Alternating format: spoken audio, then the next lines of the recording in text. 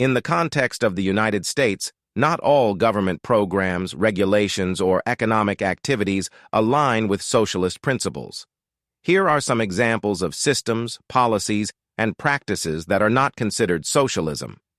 Examples of non-socialism in America: private ownership of businesses.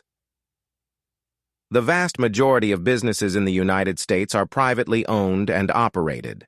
Individuals and corporations own the means of production and distribution of goods and services, driven by the profit motive rather than state control or collective ownership. Capitalist market economy. The U.S. economy operates on capitalist principles where supply and demand dictate prices and the allocation of resources. Markets are largely free from government intervention, allowing competition and private enterprise to flourish. Stock market.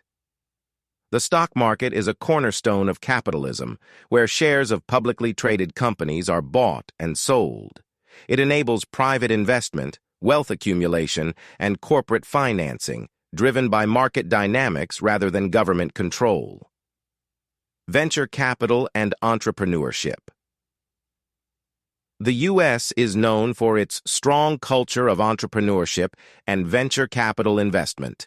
Individuals and private investors fund startups and new business ventures, aiming for high returns on investment without direct government involvement. Private health care. Although the U.S. has government-funded programs like Medicare and Medicaid, the majority of healthcare services are provided by private entities. Private insurance companies, hospitals, and healthcare providers operate on a for-profit basis. Private education. Alongside public education, the U.S. has a substantial private education sector, including private schools, colleges, and universities. These institutions are funded through tuition, donations, and private endowments, not by government funds. Deregulation policies.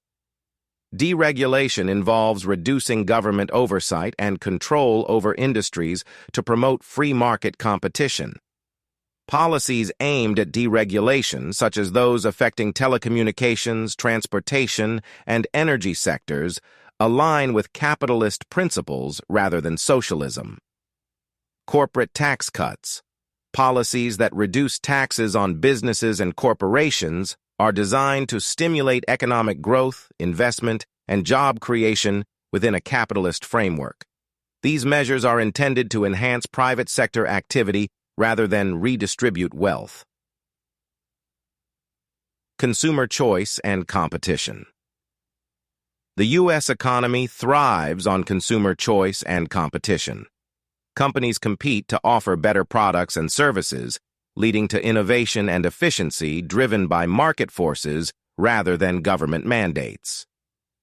Personal property rights. The protection of personal property rights is a fundamental aspect of capitalism. Individuals have the legal right to own, use, and transfer property without excessive government interference, fostering economic freedom and security. Conclusion. While the United States incorporates some socialist elements through specific government programs aimed at social welfare, it predominantly operates on capitalist principles. Private ownership of businesses, a free market economy, the stock market, venture capital, private healthcare and education, deregulation policies, corporate tax cuts, consumer choice, and personal property rights are all examples of non-socialist elements that define the American economic landscape.